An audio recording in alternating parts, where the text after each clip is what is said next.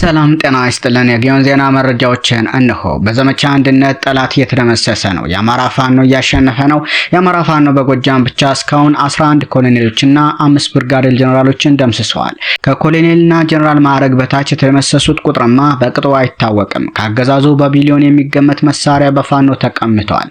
ፋኖ ስናይፐር አልነበረውም፣ ድሽቃ አልነበረውም፣ ጥቁር ክላሽ አልነበረውም፣ ብሬን ሞርተር አልነበረውም። ፋኖ ዙ 23 ሳይቀር የታጠቀው ከአብይ አህመድ ወታደሮች ቀምቶ ነው። የፋኖ ትግል አብይን ከመገርሰስ ባሻገር የአማራ መጻኢ ዕጣ ፈንታ መወሰንና ለግማሽ ክፍለ ዘመን የተቃጣብንን የህልውና አደጋ ለዘላለም ለመቀልበስ ነው የምንታገለው ይላል ፋኖ ማርሸት ፀሐዩ። ያክልና የአብይ አህመድን ሰራዊት እየናርነው ነው።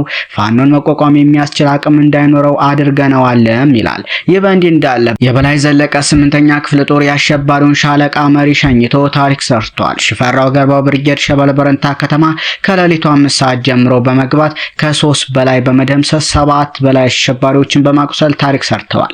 በተመሳሳይ በዚህ ክፍለ ጦር ደባይ ጮቄ ብርጌድ ቁይ ከተማ በመግባት የአሸባሪውን ሻለቃ መሪ ኡመር የሚባለውን ከነአጃቢዎቹ ሸኝተውታል። አንዱ አጃቢው ቆስሎ ሕክምና ላይ አጣጣራ ይገኛል። ጀግኖቹ የተሰጣቸውን ግዳጅ ተወጥተው ወደ አሃዳቸውም ተቀላቅለዋል ተብሏል። በተያያዘም የጠላት አደረጃጀት እየተበተነ መሆኑ ታውቋል። በብር ሸለቆ ወታደራዊ ማዕከል ሲሰለጥኑ የነበሩ 15 በላይ ምልምል የኦሮሚያና የደቡብ ተወላጅ ሰልጣኞች ከማሰልጠኛ ወጡ ሲሆን 4ቱ በቀጠናው በሚንቀሳቀሰው የአማራ ፋኖ በጎጃም 5ኛ ክፍለ ጦር ሰራዊት ተረክቧቸዋል። የጠላት ጦር የፋኖን እንቅስቃሴ መቋቋም አቅም እንደሌለው በማረጋገጡ በሁሉም ግንባር እየተበታተነ ይገኛል።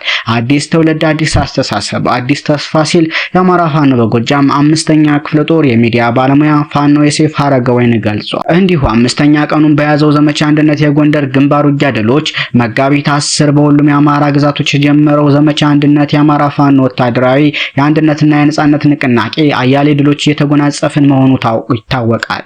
የአማራ ፋኖ አንድነት በጎንደር ግንባር ነጻ የወጡ አካባቢዎችን መልሶ እያደራጀ በተጓዳኝ የተመረጠ ወታደራዊ ማጥቃት እየፈጸመ ይገኛል። ከጎንደር ከተማ ቅርብ ርቀት የምትገኘውን አምቦበር ከተማ ጠላትን በማጥቃት የተቆጣጠረው የጎንደር የበጋሻው ክፍለ ጦር ጎንደር ብርጌድ፣ ቴዎድሮስ ብርጌድ፣ አጼ ፋሲል ብርጌድ፣ ቃኞ ብርጌድ፣ ይታያል ብርጌድ፣ አጥናፍ ብርጌድ እና ሌሎች ተጨማሪ ብርጌዶች በጥምረት አስደማሚ ተጋድሎ በማድረግ መቆጣጠራቸው ተረጋግጧል።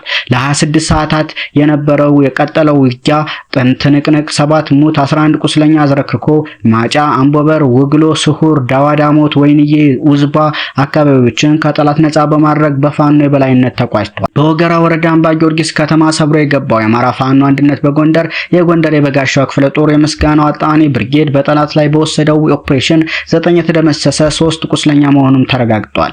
በተለያዩ የጎንደር አካባቢዎች የዘመቻ አንድነት ወታደራዊ ንቅናቄ እንደቀጠለ ነው ሲል የአማራ ፋኖ አንድነት በጎንደር አሳውቋል። በጥቅሉ ፋኖ ዳሞት አለህኝም እንዲህ ይላል።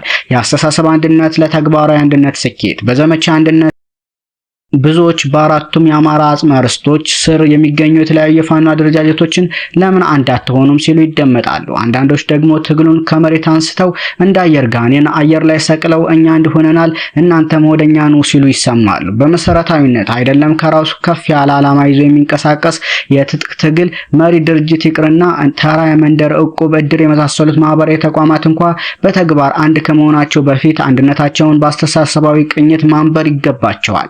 አስተሳሰብ አንድ የሆነ ድርጅት ደግሞ ረጅም በማይባል የጊዜ ማዕቀፍ ውስጥ በተቋማዊነት የተቃኘ በጠራ የትግል መስመር የተዋጀና በጋራ አመራርነት መንፈስ ያመነ ተግባራዊ ምላሽ የሚሰጥ መሪ ድርጅት መፍጠሩ አይቀሬ ነው። ከዚህ በዘለለ ከተፈጥሯዊ የትጥቅ ትግል ሂደት ባፈነገጠ አግባብ በጥድፊያ እኛን ከማይመስሉ ድርጅቶች ጋር አንድ ሆኖ ለምትሉን መልሳችን አገዛዙን ታግሎ ለመጣል ከሚታገሉት ጋር እንጂ ለአገዛዙ ከሚታገሉት ጋር አንድ መሆን አንፈልግም። በዘመቻ አንድነት የታየው ይህ ነው። በተናጠል ያገኘናቸው አመርቂ ወታደራዊ ድሎች ይልቅ በጋራ ያስመዘገብናቸው ፖለቲካዊ ድል ያስበረገገው አገዛዙ የሚመስለውንም የማይመስለውንም በሚዘላብድበት በዚህ ወቅት የዘመቻ አንድነትን ተጋድሎ በዳኝነት ተመልከት የተባለ ከሚመስለው ከአየር ላይ ጋኔኑ አፋር ጋር ያለንን አስተሳሰብ አንድነት ነገሩንና ተግባራዊ ምላሽ እንስጥላለሁ።